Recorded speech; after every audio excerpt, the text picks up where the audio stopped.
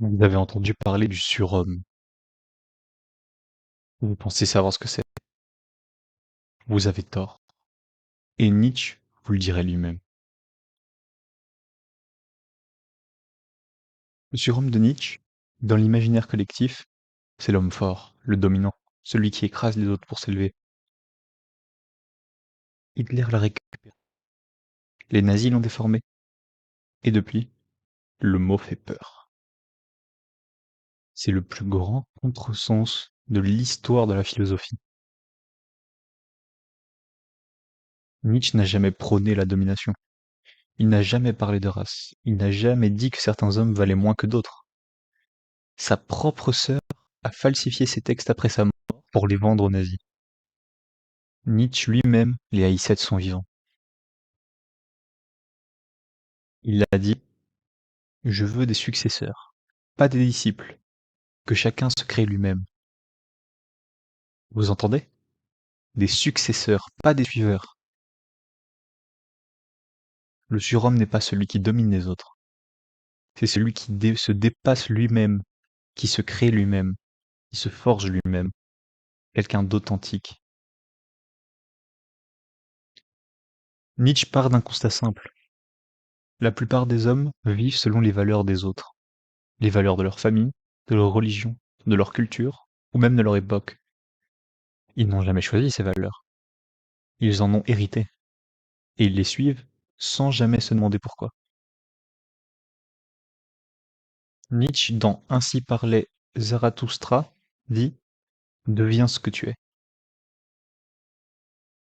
Deviens ce que tu es. 4 mots, c'est tout le programme du surhomme. Pas devenir plus fort que les autres. Devenir ce que vous êtes vraiment. Sous les couches de conformité, d'attente, de peur héritée.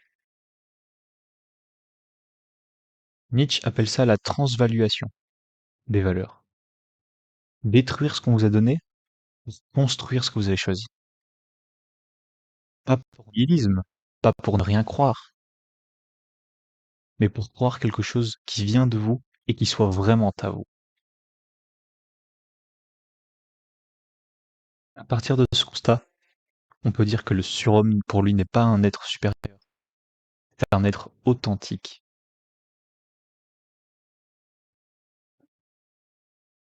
Nietzsche savait que le surhomme était rare, presque impossible. Pas parce que les hommes sont faibles, parce que la pression du troupeau est immense.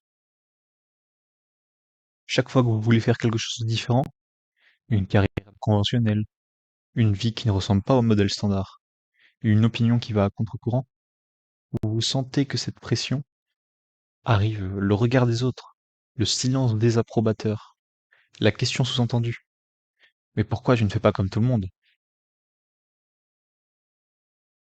Nietzsche dit lui-même: «Celui qui ne veut pas appartenir à la masse n'a qu'à cesser d'être commode avec lui-même». Pas commode avec lui-même. C'est ça, la clé. Nietzsche ne vous demande pas d'ignorer les autres. Il vous demande de cesser de vous mentir à vous-même, pour leur plaire. La vraie question n'est pas: «Qu'est-ce que les autres pensent de moi?» C'est: «Est-ce que je deviens ce que je suis?» C'est très abstrait, je vous l'accorde. Nietzsche n'a pas eu une vie facile. Il a été incompris, récupéré, déformé.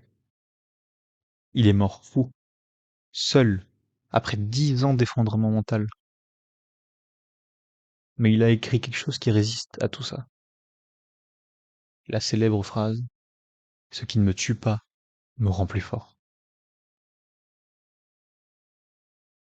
Le surhomme n'est pas un idéal à atteindre, c'est une direction à choisir.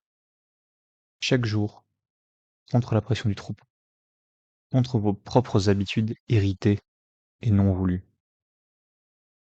Devenez ce que vous êtes.